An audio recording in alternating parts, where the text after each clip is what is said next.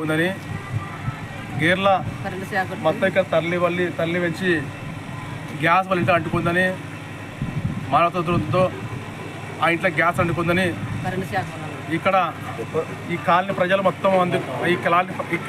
మొత్తం అందుకొని బోయేసి ఇంట్లో గ్యాస్ అంటుకో ఏమంటే మంటలు వండుతున్నామని మానవతా దృఢంతో ఈరోజు మన గేర్లో ఈ గొల్ల వీధిలో వాళ్ళ ఇంటికాడ పోవడం జరిగింది. వాళ్ళ ఇంటికాడ పోవడం జరగడంలో అప్పుడు గ్యాసుగా తినడం వల్ల ఇక్కడ గొల్ల కవలమ్మ గ్యాస్ పేలి అది మొత్తం అంటుకొని పేలి వల్ల దాంట్లో గ్యాస్ ఉన్న అది యూనిట్లు ఆమెను పడడం వల్ల ఆమె ఈపి మొత్తం కెన్న పగిలి బొబ్బలు వచ్చి మొత్తం అక్కడికే కర్నూలు పెద్ద హాస్పిటల్కు వాళ్ళని చేయడం జరిగింది. ఇక్కడే మన గొల్ల రాముడు ఆయనతో పాటు రాముడు కూడా ఇక్కడున్న అబ్బాయి ఇక్కడ రాముడు గొల్ల అడప కొడుకు రాముడు ఇక్కడే జరిగింది. ఆ పిల్లని కూడా తీవ్రంగా గాయాలైతే ఇక్కడే మన కొత్తూరు ఆటోగ్రాఫ్ జరిగింది.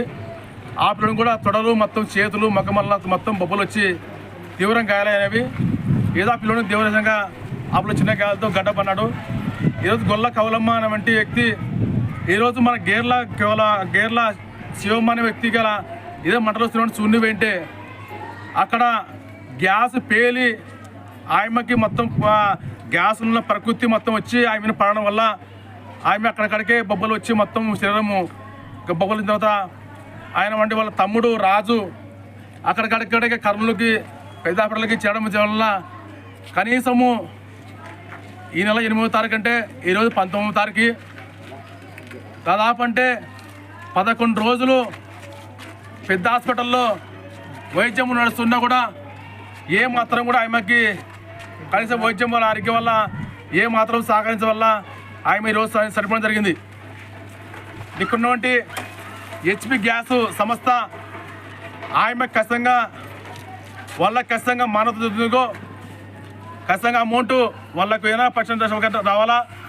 హెచ్పి గ్యాస్ వాళ్ళు సంస్థ వాళ్ళు ఇక్కడ చనిపోయింది కాబట్టి వాళ్ళు వచ్చి రేపు ఉదయం వచ్చి ఇక్కడ వాళ్ళ కుటుంబాన్ని ప్రవచించి వాళ్ళ బాధలు వంటివంటి రాజు కానీ వాళ్ళ కవలనం కానీ వాళ్ళ కుటుంబ బాధలు మనం ప్రవచించి వాళ్ళకన్నా కష్టంగా ఆయమ్మ చనిపోయింది కాబట్టి హెచ్పి గ్యాస్ ఏముంటుందో ఆ ఇన్సూరెన్స్ క్లెయిము గొల్ల కవలమ్మకి చేరాలని మేము ఈరోజు సిపిఐ పార్టీగా ఖచ్చితంగా ఆయమ్మ కుటుంబాన్ని పరామర్శిస్తున్నాము.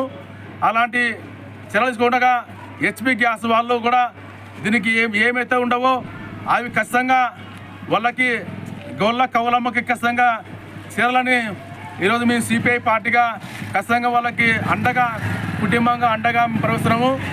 లేని వేళలో కూడా ఆయమ్మ కుటుంబం తరఫున కూడా పెద్ద ఎత్తున ఆందోళన చేస్తామని నేను తెలియజేసుకుంటున్నాను.